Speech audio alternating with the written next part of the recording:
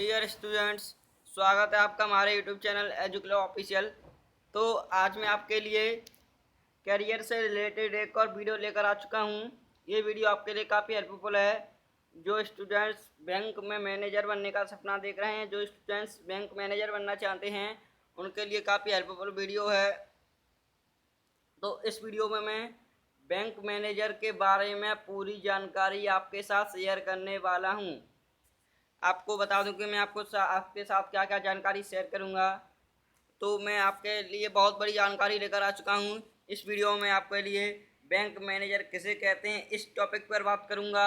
Bank manager की जो योग्यताएं हैं उसके बारे में बात करूंगा। बैंक मैनेजर की आयु सीमा के बारे में बात करूंगा और बैंक मैनेजर का जो सिलेक्शन प्रोसेस है, जो एग्ज़ाम की चयन प्रक्रिया है, उसके बारे में सारी बातें करूंगा। और जो बैंक मैनेजर का जो सिलेबस है, एग्जाम में क्या क्या सिलेबस है, क्या क्या सिलेबस का पैटर्न है, उस सब के बारे में आपको बताने वाला हूँ। और लास्ट में आपको बताऊंगा बैंक मैनेजर की सैलरी। तो बैंक मैनेजर की सैलरी काफ़ी हद तक अच्छी मानी जाती है। बहुत अच्छी सैलरी होती है इसकी। तो अगर आपका भी सपना है बैंक में जॉब करने का, बैंक मैनेजर बनने का, तो आप बिल्कुल सही वीडियो पर आ गए हैं। आपको बस वीडियो को कर देना है लाइक। अगर आपको वीडियो पसंद आए तभी वीडियो को कीजिए लाइक। अगर आपको वीडियो पसंद ना आए तो आप वीडियो को कीजिए डिसलाइक। तो बैंक मैनेजर किसे कहते हैं, तो बैंक मैनेजर के बारे में महत्वपूर्ण जानकारी। तो वीडियो में आगे बढ़ने से पहले मैं आपको अपना नाम बता दूं। मैं हूं चंद्रपाल और Durgesh Yadav, career guider and एजुक्लो ऑफिशियल एंकर। तो बैंक मैनेजर कैसे बने इसके बारे में महत्वपूर्ण जानकारी। आजकल के समय में सभी लोगों को सरकारी नौकरी पाने की इच्छा रहती है। आजकल हर स्टूडेंट्स, हर युवा सरकारी जॉब पाने की इच्छा में लगा रहता है। उसकी एक ही ख्वाहिश होती है कि उसकी गवर्नमेंट जॉब लग जाए, जिससे वह अपनी ज़िंदगी आसानी से जी सके। आप सरकारी बैंक और प्राइवेट बैंक के माध्यम से अपने करियर को चुन सकते हैं। आप बैंक में बहुत अच्छी नौकरी पा सकते हैं, लेकिन दोनों बैंकों में चयन प्रक्रियाएं अलग अलग हैं। प्राइवेट की चयन सिलेक्शन प्रोसेस अलग है और गवर्नमेंट बैंक का सिलेक्शन प्रोसेस अलग है। इनका सिलेक्शन प्रोसेस वो अलग अलग है। किसी भी बैंक को अपने करियर के रूप में चयन करने से पूर्व उसके बारे में पूरी जानकारी आपको पता होना बहुत ही बेहद आवश्यक है। अगर आप चाहते हैं कि बैंक मैनेजर बनना, तो मैं आपको बता दूं, बैंक मैनेजर एक ऐसा पद है जो कि भारत के हर व्यक्ति ग्रहण करना चाहता है। भारत का हर युवा इस पद को पाना चाहता है, इस जॉब को करना चाहता है। क्योंकि बैंक में जॉब करने से एक तो हमें अच्छी सैलरी मिल जाती है। एक फ़ायदा हमें इससे ये मिलता है कि हमें अच्छी जॉब मिलेगी तो अच्छी सैलरी मिलेगी, और दूसरा बैंक की तरफ से कई तरह की सुविधाओं तथा समाज में अपनी इज्जत भी बन जाती है, एक अलग पहचान बन जाती है उस व्यक्ति की, जो व्यक्ति बैंक में मैनेजर होता है। इसलिए हर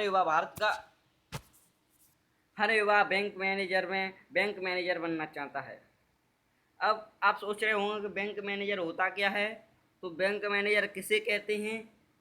तो जो बैंक मैनेजर वह व्यक्ति होता है जो बैंक की एक विशेष शाखाओं में से एक होते हैं, और जो व्यवसायों और व्यक्तियों को धन उधार देने में शामिल है।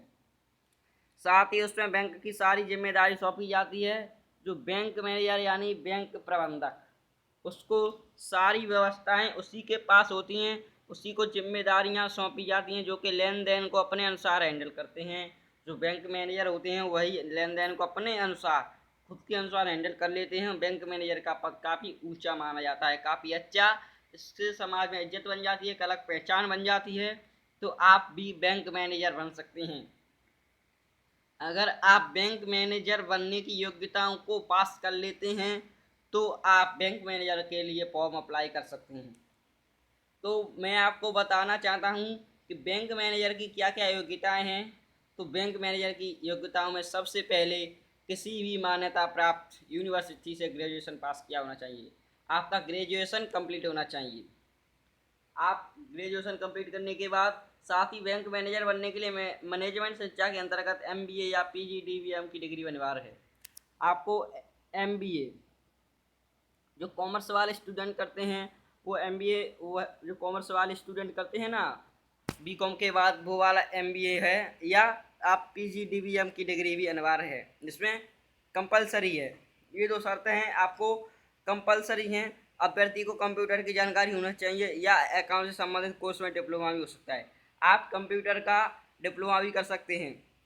RSCIT जो राजस्थान का डिप्लोमा है कंप्यूटर का, वो भी आप कर सकते हैं, या आप इंडिया का भी डिप्लोमा कर सकते हैं। आपको पता करना पड़ेगा कि इसमें डिप्लोमा राजस्थान RSCIT का चलेगा या इंडिया का चलेगा, आपको ये पता करना पड़ेगा।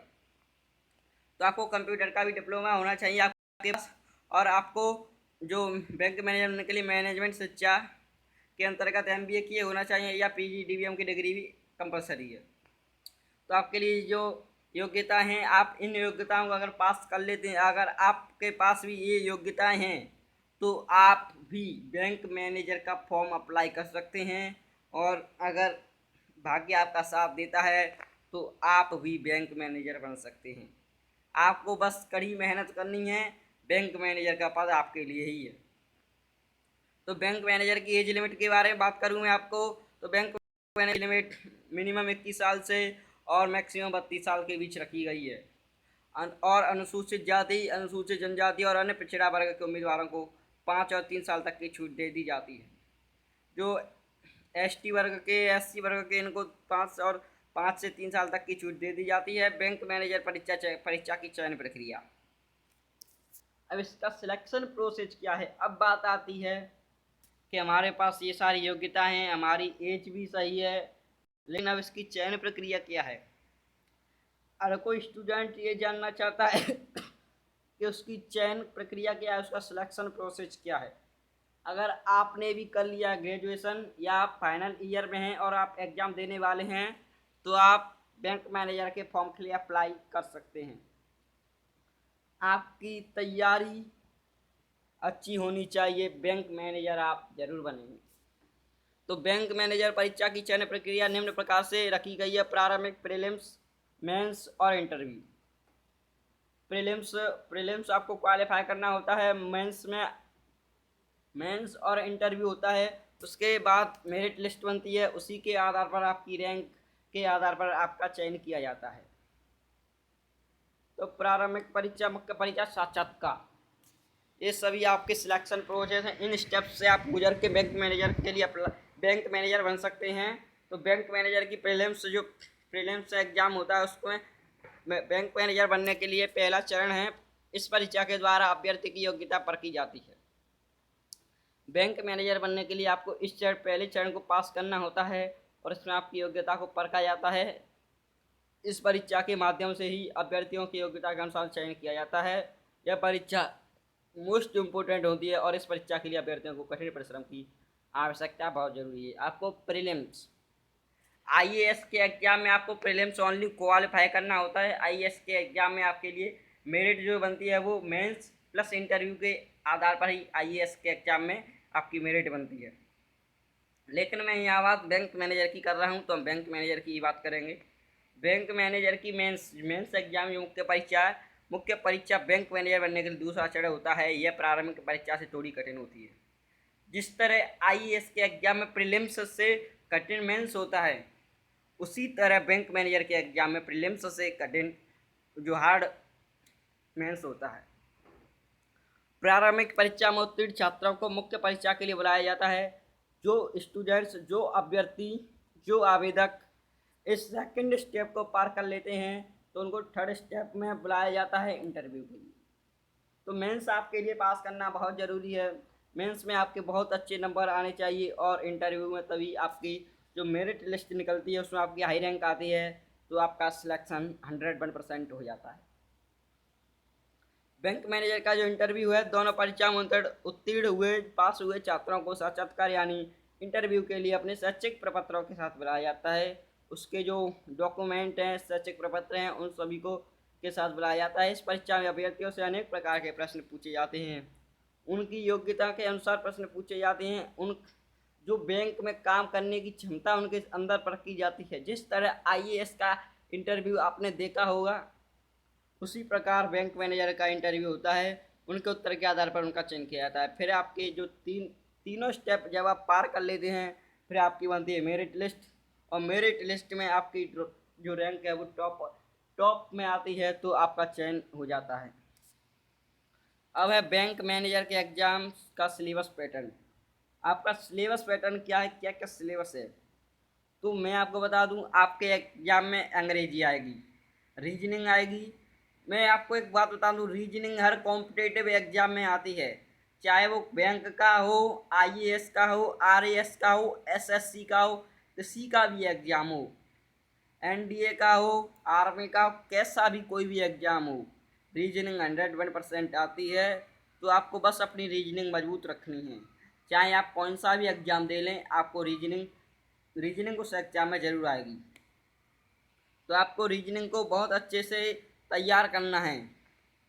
तो अंग्रेजी आएगी आपकी, रीजनिंग आएगी, और एप्टीट्यूड आएगा, क्वांटिटेटिव एप्टीट्यूड। तो मैं बताऊंगा कि इनमें क्या क्या आएगा। तो पहली बात कर लेते हैं इंग्लिश की। तो बैंक के पेपर में इंग्लिश स्कोरिंग सब्जेक्ट होता है, ये एक स्कोरिंग सब्जेक्ट होता है, आपका स्कोर यही बढ़ाता है। यदि आपकी इंग्लिश के साथ ग्रामर भी अच्छी है तो आप अधिक नंबर लाकर बैंक का पेपर क्लियर कर सकते हो।